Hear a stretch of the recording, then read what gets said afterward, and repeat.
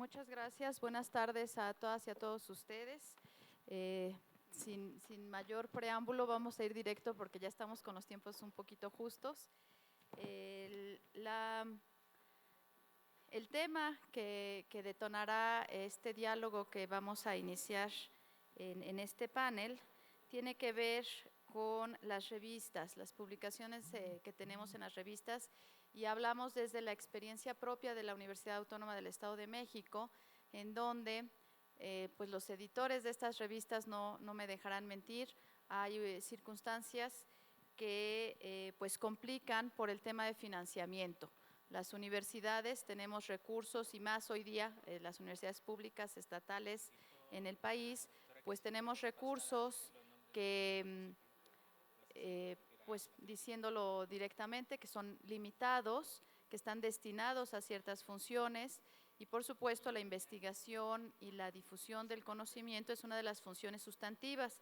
A pesar de ello, nuestros recursos pues no son, digamos que suficientes para brindar el apoyo que requieren estas revistas, estos medios, y pues tenemos aquí estas preguntas que pueden detonar el diálogo. Primero, ¿qué podemos hacer para financiar con recursos propios de la institución, sabiendo que tenemos recursos limitados? ¿Qué podemos hacer para seguir promoviendo estas revistas de acceso abierto, estas revistas que están publicando información muy valiosa de trabajo científico, de investigación, para mantenerlas en el nivel que requieren? Otra de las preguntas sería, ¿por qué razón tendríamos entonces que cobrar estas publicaciones? Es decir, ¿se justifica que cobremos a los que publican en estas revistas, a los autores, para poder financiar y mantener estas publicaciones en el nivel que deseamos? Y pues lo más importante, y creo que es lo que dejaría una aportación valiosa en este panel, ¿qué estrategias o qué recursos podemos emplear para pues solventar esta circunstancia que es real y que no podemos tan fácilmente resolver, porque no depende directamente de la institución? La institución pública en este país funciona con el recurso principalmente que nos otorga el gobierno federal y el gobierno estatal. Y entonces, ¿qué hacemos para poder mantener? Digamos que estamos un poquito entrampados en esta situación, sabiendo que nuestra universidad promueve y desea que sigamos en este camino del acceso abierto. Entonces, agradecería que en torno a estos tres cuestionamientos nos dieran sus comentarios de forma breve quienes me acompañan en este panel. Tenemos por parte de la propia universidad a la doctora Guillermina Díaz Pérez, directora editorial de la revista Convergencia de nuestra universidad. También nos acompaña el doctor Wilson López, docente investigador de la Universidad Pontificia Javeriana, y me vas a disculpar la pronunciación, pero nos acompaña también Marcin Baczynski, científico del Instituto for Advanced Studies in Social Science and Humanities de Polonia. Bienvenidos a los tres y les cedo la palabra. ¿Quién quiere iniciar? Le damos la palabra acá a Guille. Gracias. Muy buenas tardes. Quisiera en primer momento agradecer a Redalic esta invitación y por supuesto reconocer y felicitarle en su 20 aniversario y por supuesto su guía en el caso de Convergencia. Creo que respecto a la primera pregunta, ¿qué podemos hacer para seguir financiándonos como revistas? Pues ya lo ha dicho nuestra secretaria, requerimos que los gobiernos federales, estatales, en nuestro caso, nos miren y nos miren con un presupuesto para ello, que destinen no solo un mayor presupuesto a la investigación en el caso de nuestro país particularmente, que es mínimo, es ínfimo, sino que también exista un presupuesto especial para las revistas como nosotros, ¿no? Estas revistas de acceso diamante, de acceso abierto diamante no comercial. Creo que es importante que nos estén mirando. Sin duda creo que también podríamos nosotros trabajar fuertemente construyendo comunidades de revistas de acceso de diamante no comercial, ¿no? A nivel institucional, nacional e internacional, que logremos visibilizar las problemáticas a las que nos enfrentamos, intercambiemos saberes, recursos no económicos para fortalecer el trabajo editorial, intercambiando carteras de árbitros o evaluadores de los procesos de desarrollo, entre otros, y hagamos un frente común para no sufrir los embates del modelo de negocios diamante y los investigadores sigan confiando sus artículos a nuestras publicaciones y a través de nosotros la producción científica sea un bien común global. Muchas gracias. Les cedo la palabra. Yo tengo una pequeña presentación, ¿será que me prestas el control, por favor? Gracias. Bueno, yo primero, gracias a mi hermano Eduardo Aguado, que ahora resulté con varios hermanos, me acabo de enterar aquí, por la invitación de nuevo a Redalic, y a Ariana, que de estar por aquí organizando, siguiendo con el peso de la organización. Gracias por la invitación, de nuevo. Yo preparé unas ideas generales sobre el tema de los desafíos de tener revistas Diamante. Voy a aclarar, yo soy profesor de una universidad privada. Colombia tiene un sistema mixto donde una gran cantidad de universidades son privadas. En América Latina, países como Chile tienen una gran cantidad de universidades privadas y las universidades públicas parecen privadas porque cobran una fortuna por estudiar. Entonces, ese ecosistema es necesario entenderlo en este análisis, porque tenemos ecosistemas muy distintos. La mayor parte de las universidades no son públicas y solamente en algunos países es público. Entonces, a mí me gusta poner este modelo de que aquí se habla mucho de ecosistema de conocimiento, pues yo me he pensado esto desde hace unos años que lo propuse aquí. Para mí esto es un ecosistema de conocimiento. Esto, donde hay unos procesos, unos actores y unas apropiaciones. Esas apropiaciones que ustedes ven ahí están en el centro de la evaluación, apropiaciones académicas, apropiaciones sociales y apropiaciones tecnológicas. Cuando aquí se planteaba anteriormente que se abran los espacios de evaluación de la investigación, pues tiene que ver con eso, con que a veces el investigador genera apropiaciones sociales que tienen un impacto mayor y que a veces la conexión entre la producción de la comunicación científica en la revista y la apropiación social no es clara, ¿sí? En la política pública, como decía nuestro colega cubano, por ejemplo. Hay unos actores, que son esos que están en verde, hay unos procesos y hay unos contextos en los que se da. Si yo no tengo claro esos ecosistemas y no voy a entender las asimetrías, y aquí nos ha pasado eso, que a veces el no tener claro un ecosistema, a lo que nos referimos con un ecosistema de conocimiento, impide que identifiquemos las asimetrías, las desigualdades y identifiquemos las diferencias en los ecosistemas de conocimiento. Con ese marco, ¿no? Y en el que está en el centro problemas de transferencia, de ética y de gobernanza, es que voy a decir las tres ideas. Primera premisa.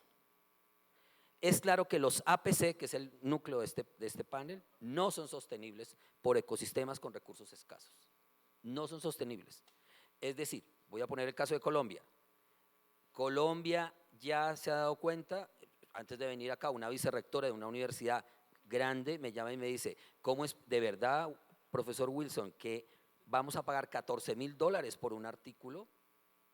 Ella no lo podía creer. Le digo yo, ¿y usted no ha hecho la cuenta? ¿Cuánto dinero gasta la universidad en todo el año para sostener esa producción?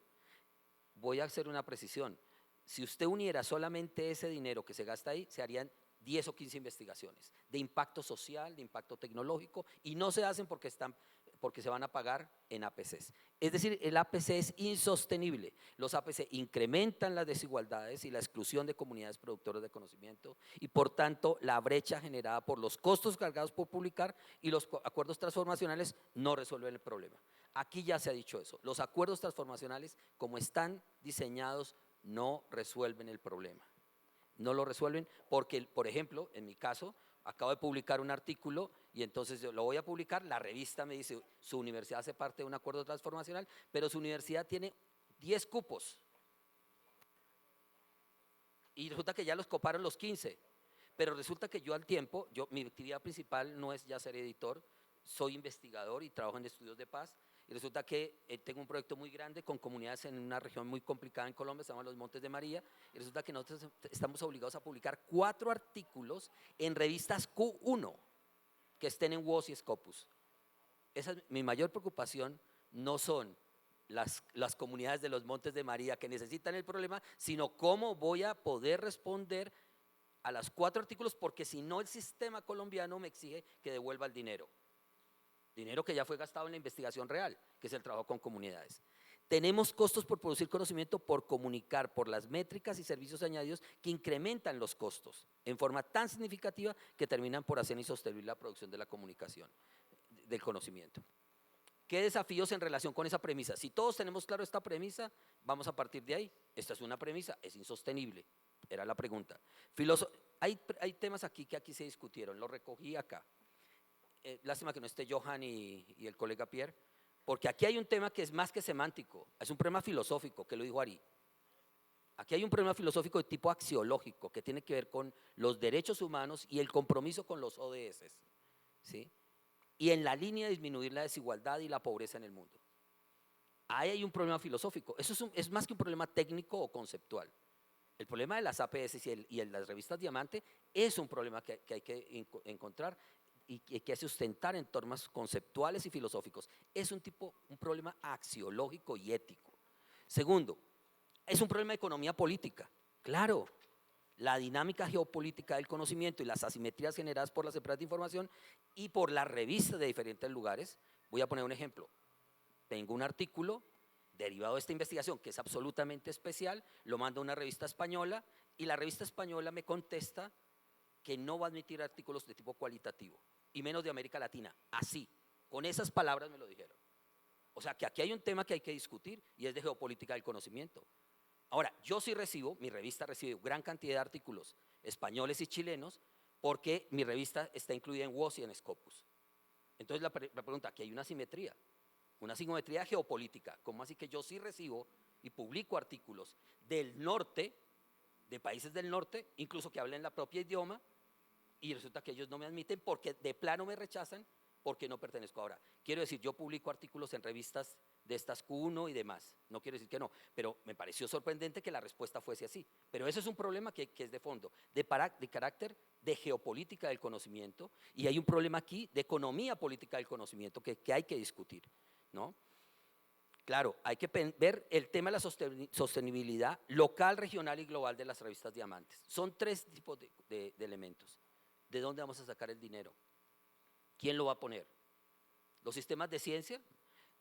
La persona que expuso aquí de España, del FECIT, pues yo veía, y yo puedo entrar a las revistas españolas que están en el FECIT, pero les digo que no tienen el desarrollo tecnológico que tiene Redalic en sus revistas. Y ahí debían planteárselo. Eso que se dijo acá, y que también se planteó aquí con Ari, cuando mostró el mapa semántico, uno dice, pero ¿cómo así?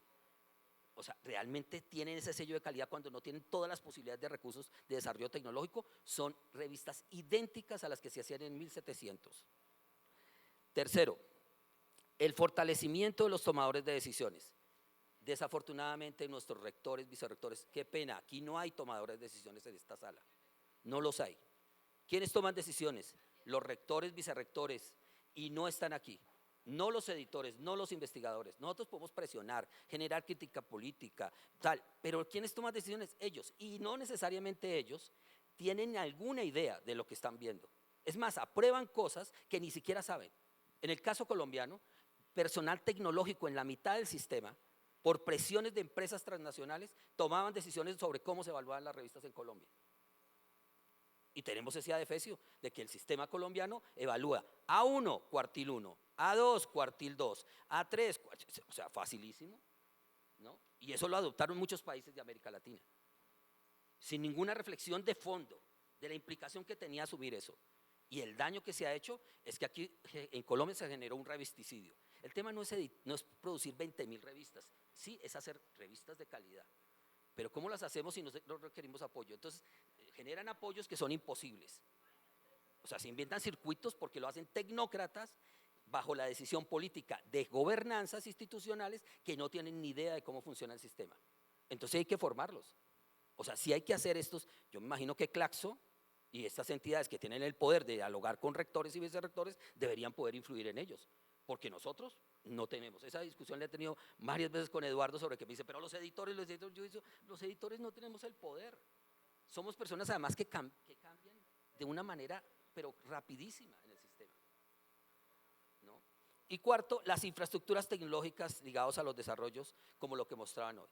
Las infraestructuras tecnológicas es necesario pensarlas porque sí es necesario cambiar las dinámicas de comunicación científica, como le decía la colega de Brasil. Es necesario repensar las formas de comunicación y creo que portales como la cantidad de información que dan portales como Redalic, que permiten hacer muchas formas de comunicación entre el producto tecnológico, ese artefacto de conocimiento que se llama el artículo, y un montón de formas de conocimiento y de diálogo, eso toca pensarlo. Y eso debía tener peso en el FECIT. Debía tener peso, esos diálogos que se hacen ahí. Y para cerrar, solamente algunas recomendaciones. Yo creo que no tenemos alternativa. Más cooperación, más búsqueda de acuerdos sobre puntos comunes y más sinergias.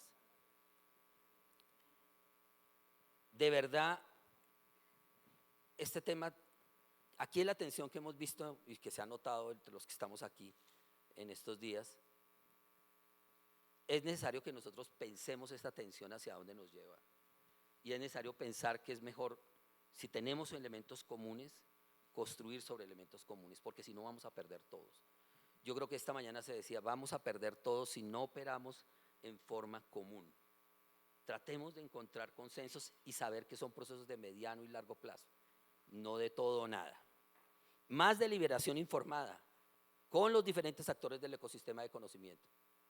Claro que hay que generar deliberación con los diferentes. Mire, es imposible que usted diga que hay rectores en universidades en Iberoamérica que no tienen ni idea a veces de esto. No tienen ni idea. ¿Cómo van a tomar decisiones? ¿Cómo van a organizar las cosas? No tienen idea. Y es necesario construir y ampliar los debates. Más deliberación global, regional y local. Podría dar muchas más recomendaciones, pero quería centrar en esas tres, porque me parece que esta comunidad que se reunió aquí estos días, que va a seguir reunida aquí estos días, tiene muchos temas más de acuerdo que en desacuerdo, y que nos toca ver cómo construimos más sobre esos desacuerdos, deliberando en forma tranquila, pausada y evitando rupturas que nos hacen perder a todos. Muchas gracias.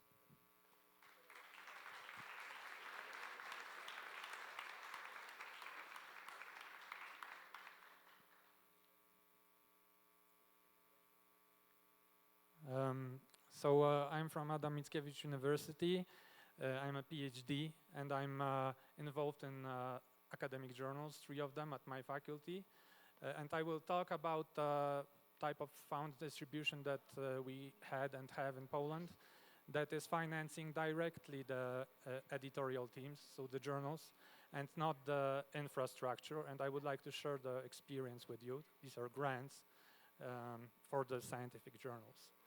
So we had grants between 2010 and 2018.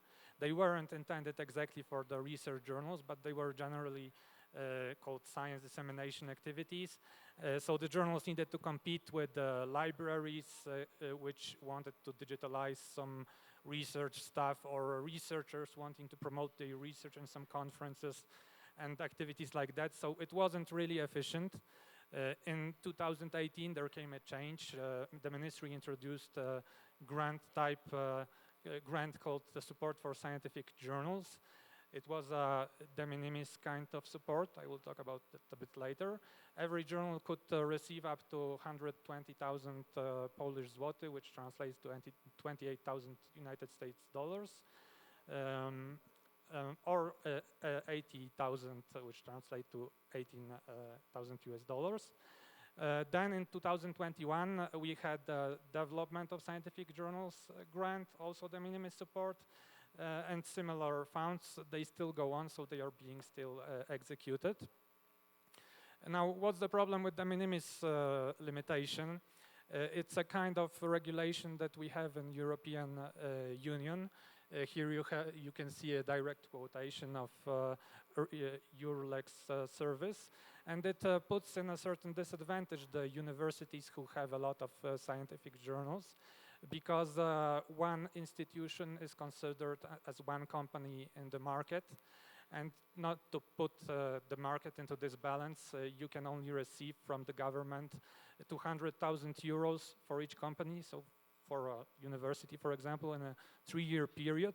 So if you have in your university 80 journals, out of which 40 should receive the money, obviously you do not fit into the limit.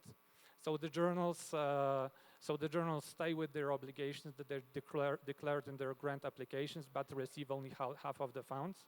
So out of definition, research journal activity, publishing activity is a market activity, a commercial type of activity.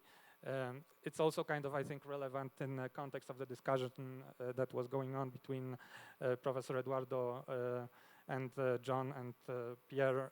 It's like not only about semantics, but the words have meanings in different historical, economical contexts and cultural contexts.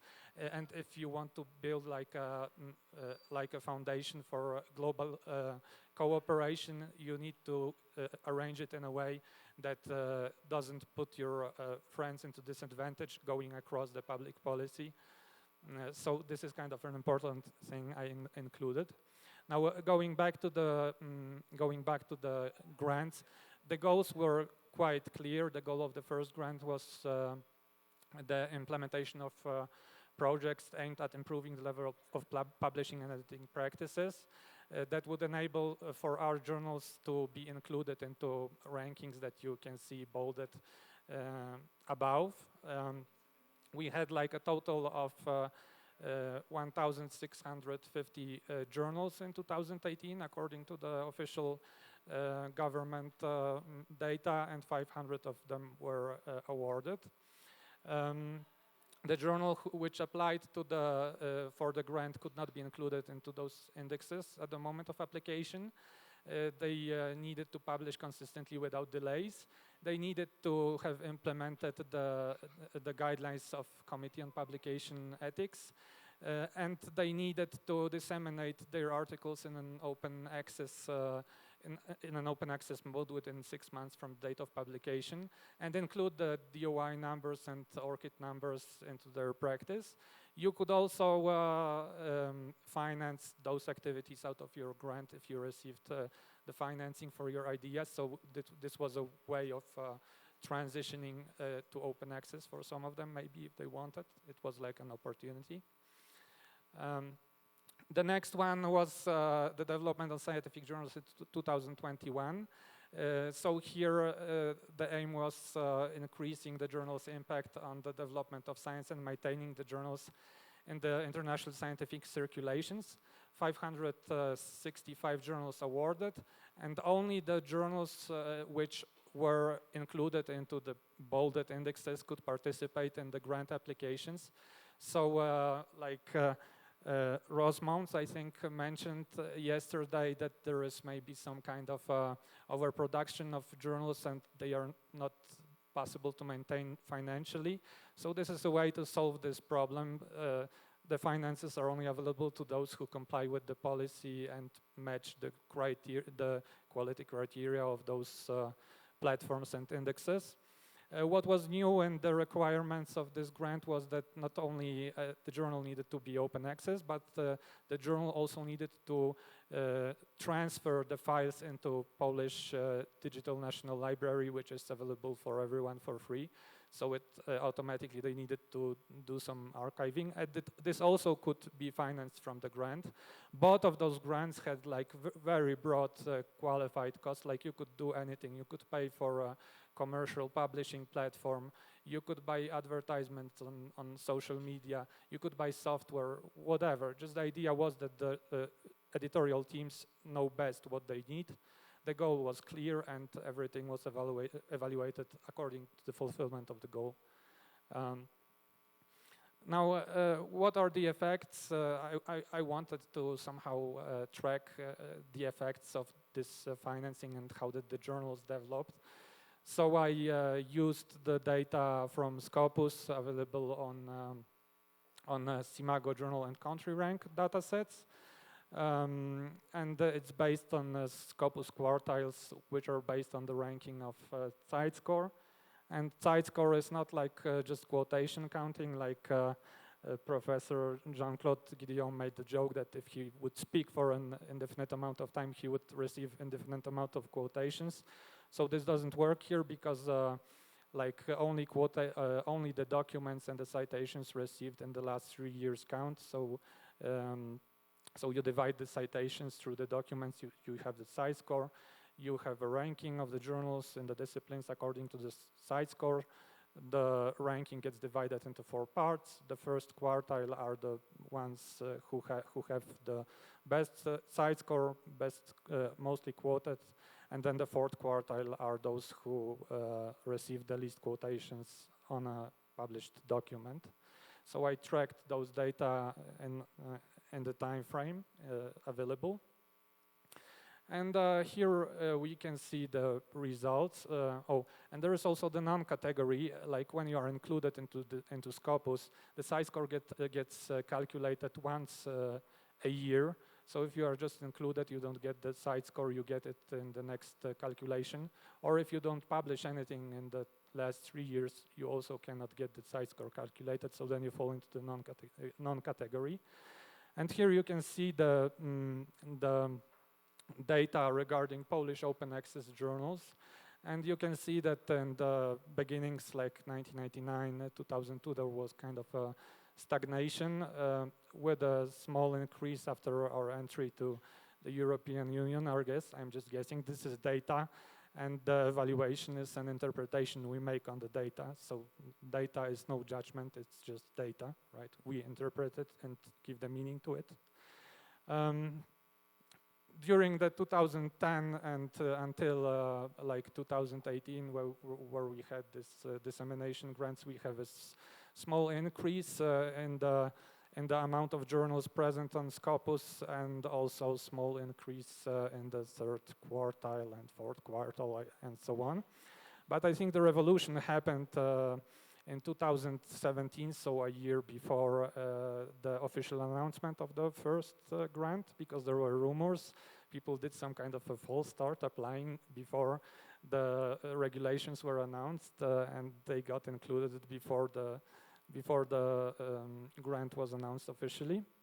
And you can see how the amount of Polish journals in first quartile of open access journals increased since 2018 onward until 2020, and speeded up in the last years when they worked on the quality of their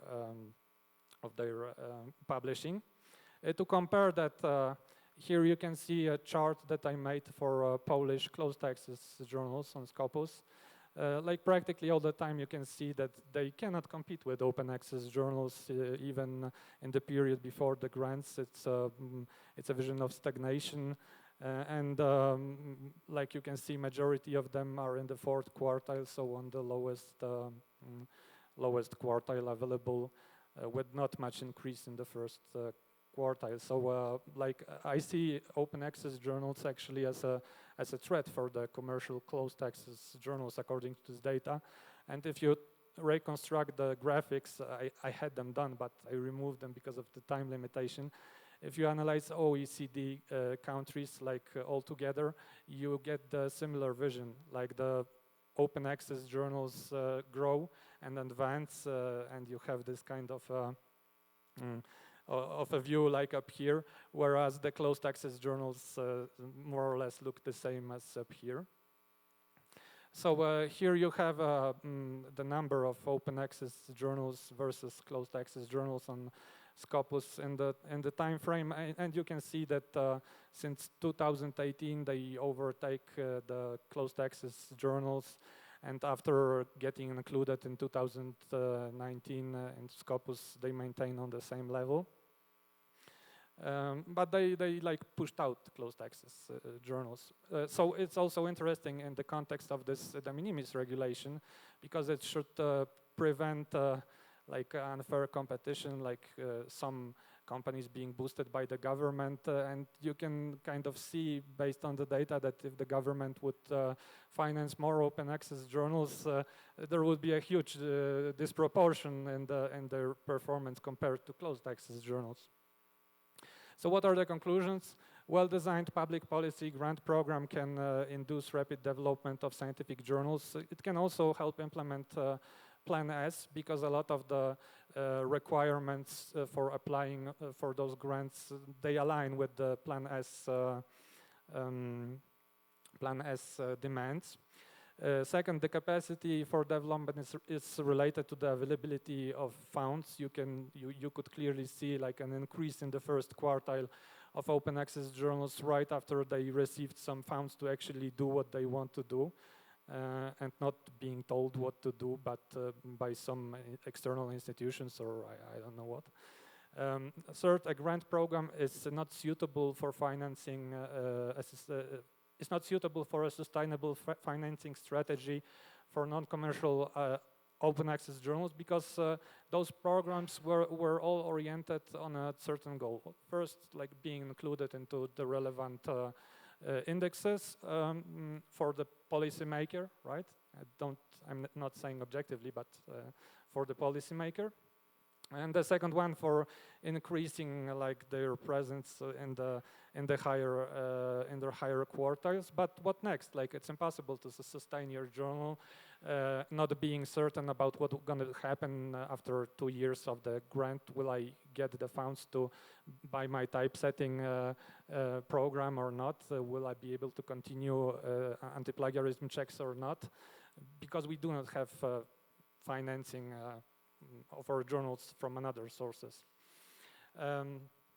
So also there is a danger inducing the development of non-commercial open access journals by grants without creating a sustainable financing source for increasing APC costs, because when you advance in Scopus, you get more submissions to process, you pay more for anti-plagiarism checks, you get bigger workload for the editorial team.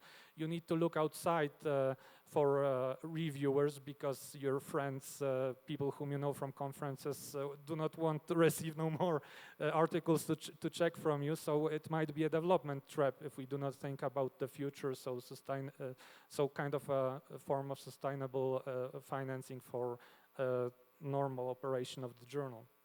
The problems.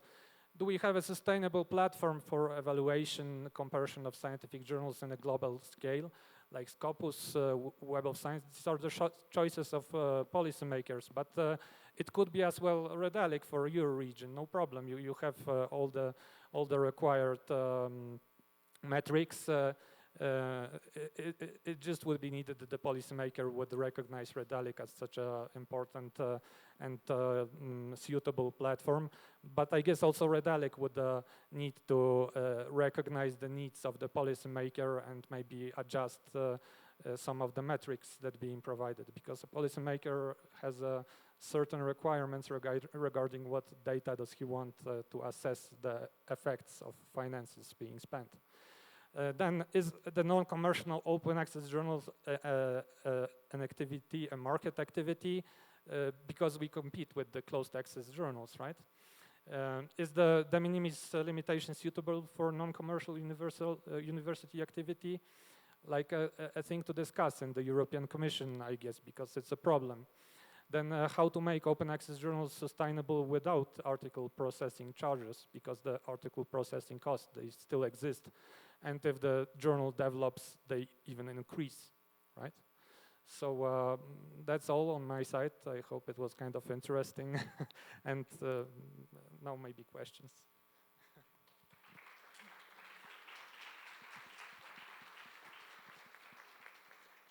Sí, por cuestiones de tiempo vamos a tener que cerrar sin preguntas.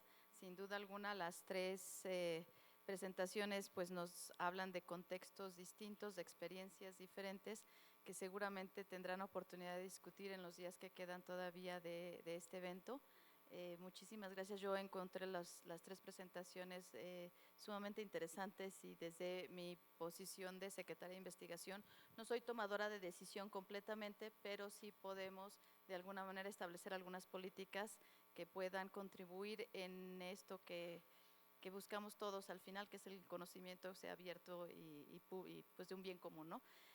Solamente me pedía 2 minutitos la doctora Guille para comentar un detalle que se le pasó.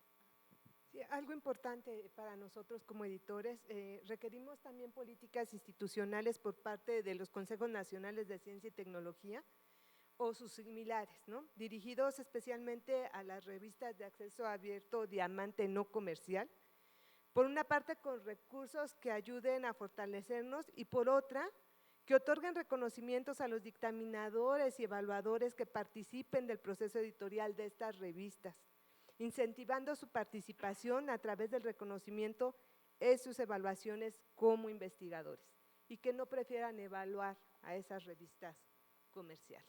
Gracias.